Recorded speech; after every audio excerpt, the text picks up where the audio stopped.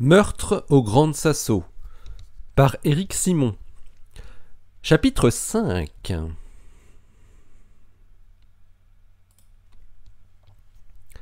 Christina ne savait pas ce qu'elle pourrait lui dire pour le convaincre de la laisser participer à l'enquête. Elle voulait participer activement aux investigations, de n'importe quelle manière. Elle voulait se rendre utile, et pas seulement en répondant à des simples questions sur Matthew et sur la manip. Sans doute pour atténuer cet affreux sentiment de culpabilité qui la taraudait jour et nuit. Le rendez-vous était fixé à 14h. Il fallait qu'elle se montre sous son meilleur jour face à l'agent du FBI, qu'elle soit la plus collaborative possible pour qu'il ait confiance en elle. C'était facile à dire, mais autre chose à faire, surtout dans l'enceinte d'un commissariat de police gris et triste. Elle entra en montant l'escalier qui trônait au milieu du trottoir. C'était la première fois qu'elle pénétrait dans ce bâtiment un peu sordide. Une sorte de guichet se trouvait sur la gauche, avec une femme en uniforme assise derrière le comptoir en faux bois, l'air plongé sur ce qu'il y avait sur son écran. Peut-être un jeu sans intérêt. Une odeur étrange se dégageait tout autour, mélange de tabac froid et de nourriture. C'était presque agréable pour l'ancienne fumeuse qu'était Christina. « Bonjour, j'ai rendez-vous avec l'agent Tom Hooper à 14h, lança Christina sans attendre que la policière ne lève les yeux vers elle. « Tom Hooper ? Et il n'y a pas de Tom Hooper ici ?» rétorqua la brigadière avec des yeux qui exprimaient bien son étonnement. « Vous avez rendez-vous avec un inspecteur ? C'est pour une audition ? » ?»« Oui, je dois voir... j'ai rendez-vous avec un policier américain au sujet du meurtre d'un chercheur américain. »« Ah oui, l'agent du FBI, oui !» se réveilla soudain la policière en écarquillant les yeux et en arborant soudain un large sourire. « Oui, bien sûr, le bel agent du FBI !» fit-elle en esquissant une sorte de clin d'œil incongru. Oui, j'ai rendez-vous à 14h. Je suis Christina Voldoni, Voldoni, précisa Christina, qui voulait en finir le plus vite possible avec ce planton. Bien, très bien, mademoiselle. Veuillez signer sur cette feuille, en bas, ici. Elle lui tendit un formulaire qui avait dû être photocopié des milliers de fois. Vous devez monter au premier étage et vous irez dans le bureau de l'inspecteur Castelli. Les noms sont écrits sur les portes. Vous ne pouvez pas vous tromper. Merci, conclut brièvement Christina, avant de se retourner rapidement vers l'escalier situé dans le prolongement de l'entrée du commissariat. Avant d'arriver sur le palier, en montant chaque marche lentement, elle se répétait les arguments qu'elle avait élaborés dans la nuit. Elle frappa à la porte et n'attendit que quelques secondes pour entendre la voix éraillée de l'inspecteur Castelli lui permettant d'entrer. Hooper était assis nonchalamment avec une fesse sur le bureau de Castelli, qui lui était assis sur son fauteuil des années 80. Ça sentait à nouveau le tabac froid et la nourriture, ce mélange étrange. « Je vous en prie, asseyez-vous », commença l'inspecteur en désignant une chaise déjà visuellement inconfortable. « Merci d'avoir répondu à notre invitation. Nous comprenons ce que vous avez enduré ces derniers jours. Notre but est de mettre l'auteur de ce crime sous les verrous, et pour cela nous ferons tout ce qui est en notre pouvoir, croyez-le bien. Nous vous avons demandé de venir pour écouter votre témoignage qui peut s'avérer déterminant pour la suite de l'enquête. Comme nous vous l'avons expliqué l'autre soir au laboratoire quand nous sommes venus voir le lieu, c'est le FBI qui mène cette enquête avec le support de la police judiciaire. C'est donc l'agent Hooper qui va mener cette audition. » Castelli avait tourné les yeux vers Tom Hooper, qui se leva soudainement pour se placer debout derrière le bureau. Il n'avait pas le même costume que lors de sa venue impromptue dans la grotte, du moins pas de la même teinte. Celui-là était légèrement bleuté, ce qui allait bien avec sa chemise bleu ciel et sa cravate assortie. L'inspecteur Castelli faisait pâle figure avec son pull en acrylique. Au moment où il allait ouvrir la bouche, Hooper posa sur le bureau le dictaphone numérique qu'il avait subrepticement sorti de sa poche en appuyant sur une touche qui laissait une LED rouge allumée. « Bonjour, mademoiselle Voldoni, je suis très heureux que vous ayez pu vous libérer pour venir témoigner. Je vais enregistrer notre conversation comme je le fais pour tous les témoins. Cela facilite la transcription de ce qui se dit. Vous étiez l'une des plus proches collaboratrices de Matthew Donnelly, n'est-ce pas ? Oui, on peut dire ça, oui. Nous travaillions ensemble avec Peter Haynes et John Kisco sur une partie spécifique de l'expérience Xenomil. Depuis quand connaissiez-vous Matthew Donnelly? Je l'ai rencontré pour la première fois il y a 3 ans, à l'Institut de l'Aquila, quand je travaillais ici pour une autre expérience. Lui était déjà sur Xeno, c'était Xeno 100 à l'époque. En 2012? Oui, c'est ça, j'étais souvent au laboratoire à ce moment-là. Bon, à l'époque, j'étais confronté à de graves problèmes scientifiques qu'il fallait absolument résoudre. Je me souviens, c'était au printemps. Matthew Donnelly était une nouvelle recrue pour Xeno 100. Il venait tout juste de les rejoindre et était aussitôt venu au laboratoire pour plusieurs semaines d'affilée, ce que peu d'Américains en poste faisaient. Évidemment, ce n'est pas la même chose pour les jeunes chercheurs en thèse ou en postdoc. Oui, c'est sûr, répondit évasivement Tom Hooper. La réponse de Hooper intrigua Christina, comme si l'agent du FBI connaissait les mœurs des chercheurs. Tom Hooper enchaîna en demandant à Christina quelques détails sur l'activité de Matthew avec le xénon. C'est Matt qui a imaginé le nouveau purificateur isotopique pour laver complètement notre xénon. Son principe est génial. On essaye de le faire marcher, mais en ce moment, on n'y arrive pas. Et là, on aurait vraiment besoin de ses compétences, expliqua la jeune chercheuse. Est-ce que cela signifie que sa disparition cause du tort à l'avancement de la manip? Demanda Hooper, soudain très intéressé par ce qu'il venait d'entendre. Alors que Castelli ne suivait pas un traître mot de ce que se disaient Hooper et Christina dans un anglais trop fluide, et semblait avoir la paupière un peu lourde, Christina répondit à Hooper qu'effectivement, la disparition de Matthew était arrivée au pire moment. Le petit jeu des questions-réponses se poursuivait, avec parfois un début de discussion digressive sur un sujet pourtant assez technique concernant l'expérience. Hooper demanda si elle savait qui avait accès au système informatique du laboratoire, plus précisément la base de données des entrées et sorties. Christina cherchait toujours comment introduire sa requête de participer plus activement à l'enquête, et profita de la question pour se lancer. Non, je ne sais pas, aujourd'hui je ne sais pas, mais je pourrais probablement le savoir. Puis elle laissa un long silence volontairement.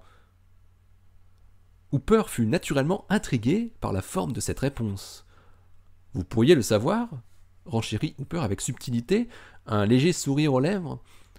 Oui, si vous voulez, je pourrais, je pense assez facilement, faire la liste de toutes les personnes qui peuvent accéder à l'endroit où se trouve ce système. En fait, j'en connais au moins un, l'informaticien du centre, qui assure la gestion du parc. Mais étant sur place, je peux découvrir certaines choses discrètement, en tout cas plus discrètement que vous, j'imagine. Intéressant. Hooper réfléchissait en même temps qu'il parlait. Hooper resta alors pensif quelques secondes, puis se tourna vers l'inspecteur Castelli qui était assis en retrait sur sa gauche. Ce qu'il vit le déconcerta. Carlo Castelli avait les yeux fermés, la tête légèrement en arrière, reposant sur le dossier du fauteuil et la bouche entr'ouverte. On aurait pu le croire mort si le léger mouvement de son buste ne trahissait sa respiration. Il dormait profondément. Tom Hooper se retourna face à Christina, la regarda droit dans les yeux, puis fit un rictus en levant les sourcils avec un air désabusé. Christina esquissa un sourire gêné. Elle avait remarqué que Castelli s'était endormi depuis déjà une bonne quinzaine de minutes, après avoir lutté contre le sommeil au moins 5 minutes. Sa tête avait fait des mouvements de sursaut après s'être lentement affaissée à plusieurs reprises, et depuis qu'il avait fini par se pencher en arrière, la nuque bien calée contre le dossier, il n'avait plus bougé. Puisqu'il était seul à pouvoir décider, Tom Hooper décida. Il dit à Christina « Ok, je vais vous demander de m'aider à identifier quelles sont les personnes qui auraient pu accéder au système informatique. Il ne s'agit pas uniquement de voir qui peut accéder physiquement aux ordinateurs, mais aussi qui, parmi ceux-ci, ont des compétences en informatique, à même d'apporter des modifications dans le système. Est-ce que cela signifie que vous avez découvert une malversation à ce niveau-là » demanda Christina, qui se réjouissait de la réponse positive de Hooper. Effectivement. Bon, à vous, je peux le dire, mais je vous demanderai bien sûr de ne pas révéler cette information. À personne. Le système de gestion des entrées-sorties par badge a été trafiqué 2 jours avant le crime. Hooper se retint de préciser à Christina que la différence du nombre d'entrées et de sorties le 24 février laissait penser qu'un individu extérieur s'était introduit ce jour-là dans le laboratoire. Vous devrez être vraiment très discrète. C'est vraiment de la plus haute importance, vous comprenez. Nous pensons qu'il existe un lien direct entre cette modification apportée et le crime. Le logiciel a été modifié de telle manière à ce que n'importe qui pouvait pénétrer dans le laboratoire sans que l'on puisse savoir à quelle heure. Ce n'est probablement pas un hasard. Je vous promets que je serai extrêmement discrète. Si je veux vous aider, c'est dans un seul objectif, c'est trouver l'assassin de Matthew et rien d'autre. Je ne ferai rien qui puisse compromettre l'enquête. Très bien, merci. Je vous laisserai mon numéro de portable. Vous pourrez me joindre à tout moment. Il y a un point sur lequel je voulais revenir. Hooper fut brusquement interrompu par une sorte de détonation qui provenait de derrière lui. Il sursauta en tournant vivement la tête. C'était Castelli. Il avait fait un mouvement sur son fauteuil et avait émis simultanément comme une sorte de grognement rauque qui préfigurait une série de ronflements gargantuesques. Christina pensa immédiatement à un sanglier. L'inspecteur avait glissé en avant et semblait maintenant inéluctablement voué à finir par terre. Cela devenait presque gênant. Mais Hooper se reprit comme si de rien n'était, en élevant un peu plus la voix. « Oui, je voulais voir un détail avec vous au sujet de Matthew Donnelly. Quelle était son activité scientifique avant de rejoindre Xeno 100, avant 2012 ?»« Avant le Xénon, répondit Christina à voix basse, puis élevant la voix pour couvrir les ronflements de plus en plus assourdissants. Avant le Xénon, Matt avait travaillé sur l'argon liquide, un autre gaz noble, inerte. Je crois bien qu'il n'avait fait que ça depuis le début de sa carrière. Il faut savoir que l'argon et le xénon sont deux gaz qui ont un peu les mêmes problématiques et aussi les mêmes avantages pour nous. L'argon est pollué naturellement par un isotope radioactif, l'argon 39, qui est produit par l'activation des rayons cosmiques. Matt était devenu le spécialiste aux États-Unis de la purification de l'argon souterrain. L'argon souterrain ? Qu'est-ce que ça veut dire ? C'est la même chose pour l'argon et le xénon. On a aussi du xénon souterrain. Comme ces deux gaz liquéfiés deviennent radioactifs par des réactions avec le rayonnement cosmique, on cherche à minimiser ce phénomène en stockant de grandes quantités de gaz à l'abri des rayonnements cosmiques. Et le meilleur endroit est par exemple ici, dans la grotte, ou dans d'autres laboratoires souterrains ou d'anciennes mines très profondes. Au Grand Sasso, on a l'équivalent de 3300 mètres d'eau au-dessus de nous, et le rayonnement cosmique est réduit par un facteur 1 million. Du coup, dès que le xénon ou l'argon sont mis en bouteille, on les apporte très vite en profondeur pour réduire leur activation. Mais il y a toujours quand même des petites traces d'isotopes radioactifs dans ces bouteilles. Et Matt partait à la traque de ces dernières traces pour les éliminer et obtenir des gaz ultra purs. Est-ce que les quantités de xénon souterrain disponibles dans le monde sont suffisantes pour les différentes expériences qui en ont besoin ? Christina, qui pensait à la vitesse des neutrinos, comprit violemment ce à quoi pensait Hooper. Que peut-être Matt aurait pu être la victime d'une lutte pour l'accès au xénon ultra pur, une lutte entre scientifiques. Elle répondit, sans aucune assurance, un oui presque inaudible. Le ronflement de Castelli s'était maintenant presque arrêté pour le plus grand bonheur de Tom Hooper et de Christina. Mais au moment où ils commençaient à s'entendre normalement sans avoir à user leurs cordes vocales, leurs oreilles et leurs nez furent assaillis par une déflagration nauséabonde en provenance de l'inspecteur affalé sur son fauteuil. Un P monstrueux, qui dura au moins 1 seconde, venait d'envahir le bureau tout entier. C'était une infamie. Tom et Christina regardèrent tous les deux la chose sur son fauteuil, puis se regardèrent. Hooper lança « C'est pas du xénon !» Christina éclata brutalement d'un rire foudroyant. Elle ne pouvait pas s'arrêter, entraînant avec elle Tom Hooper dans un fou rire incontrôlable. On ne pouvait pas deviner ce qu'avait ingéré le vieil inspecteur, mais on se doutait de la richesse des mets grâce à la subtilité de la fragrance. Le méthane dégagé agissait comme un gaz hilarant. Christina était pivoine, tandis que Hooper se tenait la tête en essayant de répéter « C'est pas du xé, c'est pas du xé, ah c'est pas du xénon !» Christina en avait mal au ventre, tellement elle était agitée de spasmes en déployant son rire tellement communicatif. Il fallait maintenant réagir contre l'asphyxie ou l'anoxie qui se rapprochait dangereusement. Ils commençaient à peine à se calmer et à reprendre leur souffle. Hooper avait ouvert la fenêtre qui ornait le côté du bureau. Castelli ne s'était pas réveillé. Tout juste avait-il bougé pour se recaler partiellement sur son fauteuil. Hooper s'était réinstallé au bureau alors que Christina pouffait encore en fixant les dossiers qui cachaient la surface vieillie du bureau. Hooper évitait de la regarder pour ne pas sombrer à nouveau dans un fou rire. Il cherchait rapidement quelques notes qu'il avait prises quand il vit son dictaphone en dessous d'une feuille. Il était toujours sur on, bien sûr. Tom Hooper, sans savoir trop pourquoi, dit soudain à Christina en montrant du doigt l'enregistreur « J'ai la... j'ai la preuve !» Puis il s'étouffa à nouveau d'un rire déflagratoire. Christina répondit avec une voix bizarrement au perché « C'est pas du xénon !» Puis repartit dans des spasmes bruyants en se tordant. « Oh non, oh, c'est trop, non, c'est trop !» C'est à ce moment précis que Castelli se redressa brutalement, mais il accompagna son mouvement d'un nouveau P puissant, plus proche de la trompette que du sifflet. Les deux jeunes gens regardèrent en même temps le vieil inspecteur, puis redoublèrent de rire. Christina se tapait littéralement les cuisses, et Hooper semblait crier de douleur avec la tête dans ses mains. Castelli ne comprenait pas ce qui se passait. La vue des deux rigolards le faisait sourire sous son air incrédule. Quelques secondes passèrent, puis un jeune inspecteur entra dans le bureau, sans doute alerté par les rires qui s'entendaient jusqu'au bout du couloir. Il demanda à Castelli ce qui se passait, et quand il répondit qu'il ne se passait rien de spécial, seule Christina, qui avait compris le dialogue en italien, se remit à rire nerveusement, laissant Hooper quelque peu désemparé face au jeune inspecteur. Mais très vite, elle lui fit signe de la main qu'il n'y avait rien de grave. Une fois le jeune inspecteur ayant refermé la porte, Castelli demanda à Hooper, dans son anglais scolaire, ce qui se passait dans ce bureau. Hooper expliqua tant bien que mal que l'audition venait de se terminer et qu'ils avaient échangé quelques petites blagues. Christina se mordait encore la joue en entendant les excuses farfelues de Tom Hooper.